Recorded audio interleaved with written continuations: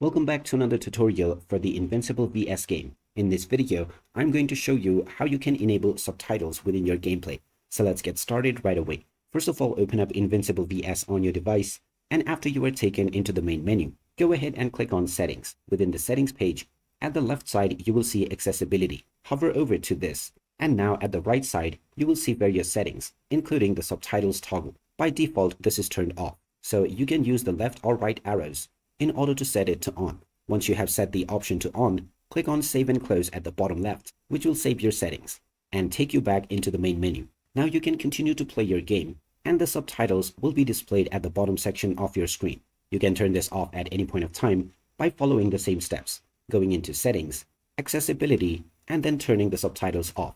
And there you have it. That is how easy it is to enable or disable subtitles on the Invincible VS game. If you find this video helpful, don't forget to hit that like button and subscribe for more helpful tips and tutorials.